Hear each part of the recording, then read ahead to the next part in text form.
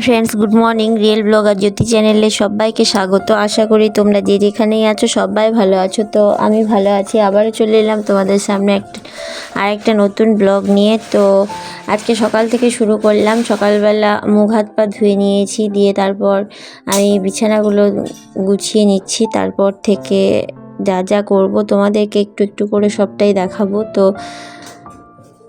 চলো এখন আগে বিছানাটা গুছিয়ে নিই। তো বিছানাটাকে গোছাচ্ছি। আর কালী পুজোর পরের দিন এগুলো নতুন বেডশিট পাতা হয়েছিল বলে সেগুলোই আছে। তো এগুলো আর একটু করে ঝেড়ে মুছে ভালো করে পেতে দেবো। তো আমার এই বেড কভারটা ছেড়ে পাতা হয়ে গেছে, দিয়ে এখানে মশারিগুলো সব ভাঁজ করে করে রাখছি। আর সবটা আমি মশারিগুলোকে ভাঁজ করে নিয়ে একটা ব্যাগের মধ্যে ভরে দিই, যেটা আমি প্রতিদিনই করি। আর তারপর এই ঘরটার জানলাটাকে ঝাড় দিয়ে নিচ্ছি। আমার বিছানাগুলো ঝাড়া গোছানো কমপ্লিট হয়ে গেছে, দিয়ে এখন জানলাটাকে ছেড়ে নিলাম একটু, দিয়ে তারপর মেঝেটা একটু ঝাড় দিয়ে নেব। তারপর এই ঘরে শোকেস, ওয়ার্ড্রোব, টেবিল যা আছে একটু করে ঝেড়ে গুছিয়ে নেব। আর তারপর বাকিটা ঝাড়ঝাড়টা দিয়ে ঘরটাকে মুছে নেবো। তারপর আমি ওই ঘরটা করব।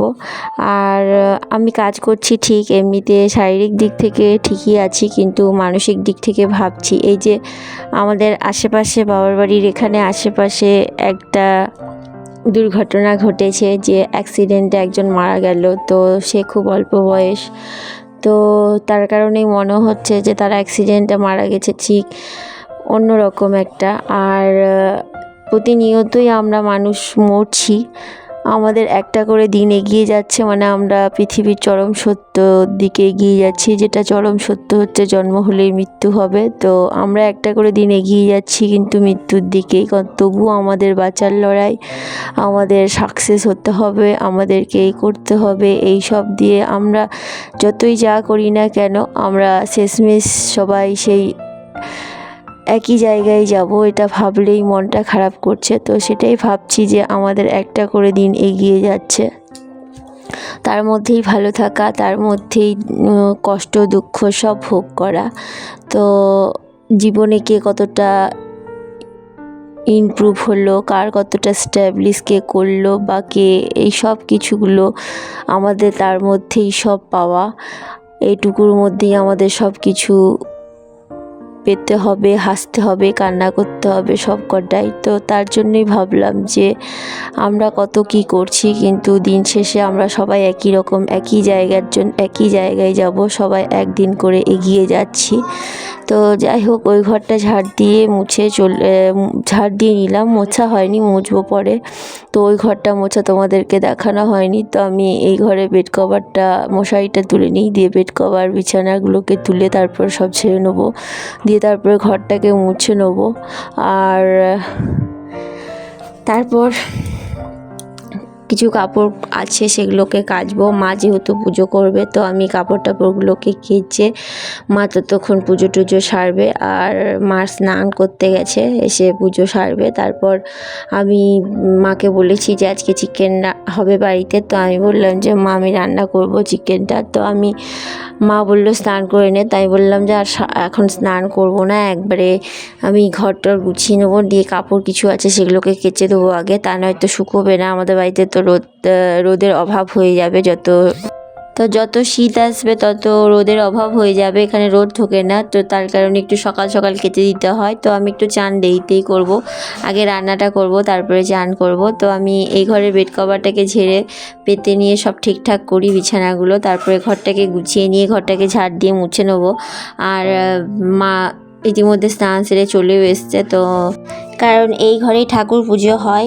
আর আমি বিয়ের আগে থেকে এই ঘরে থাকতাম বলে বিয়ের পর এসেও আমি এই ঘরে থাকি। আর আমি চলে গেলে এই ঘরটা ফাঁকাই পড়ে থাকে। তো সে কারণে পুজো করবে বলে মা আরও তাড়াতাড়ি করছি আমি। তো বেড কভারটা ঝেড়ে নিলাম, দিয়ে পেতে দিচ্ছি, দিয়ে ঠিকঠাক করে বালিশগুলো ঠিকঠাক করে রেখে দেবো। দিয়ে আলনাটা একটু ঠিকঠাক করে নেবো, কারণ আলনাটাই একটুখানি অগোছালো হয়, বাকি মোটামুটি সব ঠিকই থাকে। তবুও একটু করে আমি ঝেড়ে মুছে নিই, এটা আমার স্বভাবে পরিণত হয়েছে। তো যাই হোক, তারপর এগুলো সব করে নিই, তারপর তাড়াতাড়ি করে ঘরটাকে মুছে নেবো। আর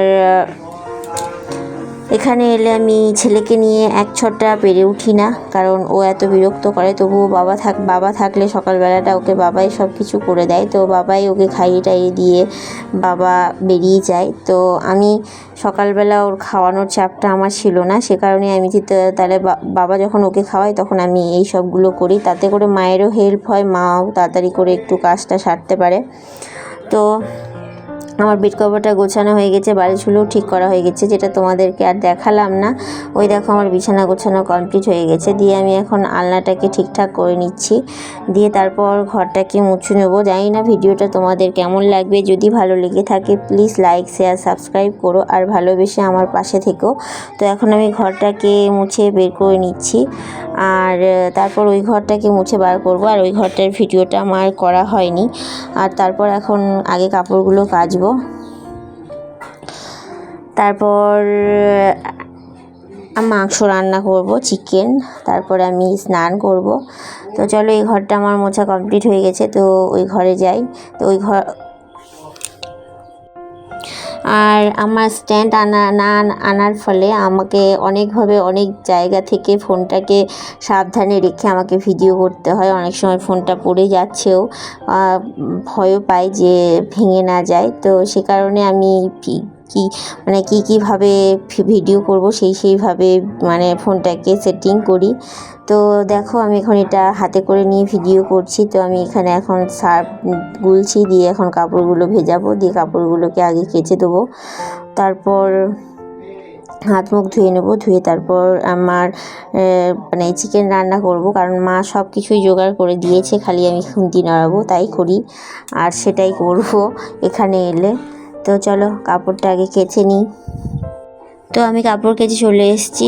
তো চিকেন আমি চাপিয়ে দিয়েছি, আমার মোটামুটি চিকেন কষা হয়ে গেছে। দিয়ে ভাই আবার একটু চিকেন কষা দিয়ে খেয়ে বেরোবে। তো রান্নাবান্না সেরে নিয়েছি, দিয়ে খাওয়া দাওয়াও সেরে নিয়েছি, দিয়ে একটু করে রেস্ট নিয়েছি। ছেলে আজকে দুপুরবেলা ঘুমোলো না। তো মা দিদা যেহেতু এসছে, তো মা আমি দিদা সবাই মিলে একটু করে গল্প করলাম। আর দিদা বাড়ি যাবে বলে, তার বড় মা বড় বাবা বাড়ি চলে যাবে বলে ছেলে একটু ঘুমালো না। তো আমি ভাবলাম তাহলে না ঘুমালো যখন থাক, আমি জামা কাপড়গুলো আয়রন করি। তো ছেলেরই কটা জামা কাপড় আছে সেগুলোকে আয়রন করব, দিয়ে তারপর আর বাকি জামা কাপড়গুলো গুছিয়ে তুলব।